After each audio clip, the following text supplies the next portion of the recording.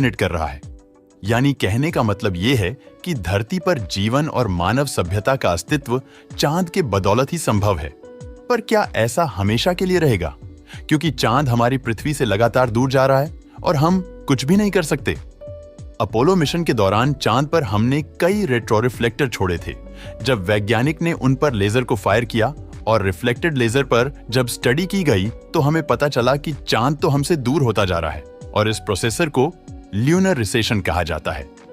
वैज्ञानिकों ने एक्यूरेसी के साथ ये पता लगा लिया है कि चांद 4 सेंटीमीटर हर साल हमसे दूर होता जा रहा है। चांद की फिलहाल ये स्पीड देखने में बहुत कम लग सकती है, लेकिन एक बड़े टाइम स्केल पर इसका असर बहुत बड़ा हो जाता है और आप यकीन नहीं करेंगे कि चांद के दूर हो जाने में कहीं आप, मैं और हम सब भी जिम्मेदार हैं। इसमें हमारी क्या भूमिका है और क्या हमें इससे कोई फर्क पड़ेगा? हमें पता है कि पृथ्वी अपनी धरी पर रोटेट करती है और मून भी पृथ्वी को ऑर्बिट करता है। चांद अपनी ग्रेविटी से पृथ्वी के महासागरों को अपनी ओर खींचता है। दरअसल ये टाइम समुद्र में एक तरह का पानी का उभार होता है जो चांद की ग्रेविटी की वजह से पैदा होता है, लेकिन पृथ्वी अपनी धरी पर काफी ज्यादा स्पीड से घूमती है और उस समुद्री उभार का बेस जो कि समुद्र की सतह पर है वो भी पृथ्वी के साथ ही घूमता है, तो वो उभार हमेशा पृथ्वी की स्पीड की वजह से चांद से आगे ही रहता है और चांद उस टाइम को पीछे से अपनी ओर खींचने का प्रयास करता है। इसी वजह से धरती की सरफेस और समुद्र के पानी में एक जबरदस्त फ्रिक्शन देखने को मिलता है और धरती की कुछ रोटेशनल एनर्जी इसमें खत्म हो जाती है। पृथ्वी अपनी धरी पर धीमी हो जाती है और चांद को इससे एनर्जी मिलती है। इसीलिए चांद अपनी ऑर्बिट में थोड़ा दूर खिसक जाता है और इस तरह से चांद हमसे दूर चला जाता है। तो यह पूरी प्रोसेसर जिसकी वजह से चांद हमसे दूर जाता जा रहा है, लेकिन यह पूरी प्रोसेसर सिर्फ यहीं पर खत्म नहीं होती। इसका दूसरा पहलू और भी ज्यादा हैरान करने वाला है।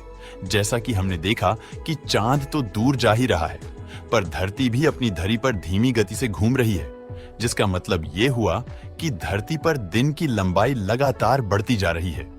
वैज्ञानिक के अनुसार 1600 के बाद से हमारी धरती पर दिन की लंबाई हर साल 1 मिलीसेकंड तक बढ़ जाती है। आज की अगर बात करें तो चांद हमसे 3,84,500 किलोमीटर दूर है, लेकिन स्टडीज से हमें यह पता चला है कि 3 अरब साल पहले जब धरती पर टेक्टोनिक प्लेट्स ने चलना शुरू ही किया था, तब चांद धरती से सिर्फ 2,60,000 किलोमीटर दूर था। आज की दूरी का करीब 70% वही दूसरी ओर, जहां आज धरती पर एक दिन 24 घंटों का होता है, लेकिन उस समय उन 24 घंटों में 2 बार सनसेट और सनराइज होता था। आज की स्पीड से अगर चांद पृथ्वी से दूर जा रहा है तो इसके पीछे की वजह है अटलांटिक ओशियन। वैज्ञानिक मानते हैं कि आज के समय धरती पर टाइडल ड्रैग 3 गुना बढ़ चुका है।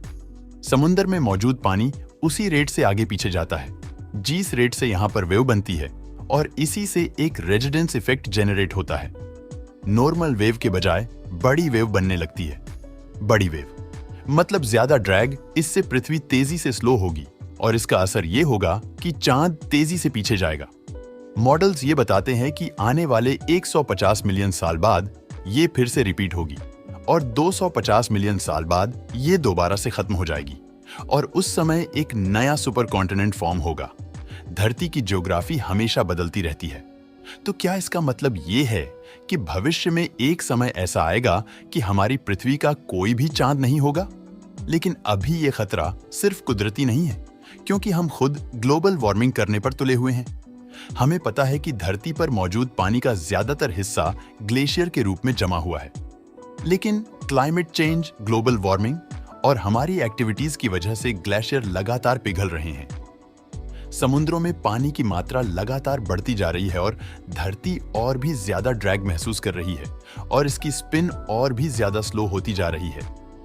पर हमें जरूरी समझना होगा कि हमारी भूल का परिणाम सिर्फ हमें नहीं, बल्कि हमारी आने वाली पीढ़ियों को भी भुगतना होगा।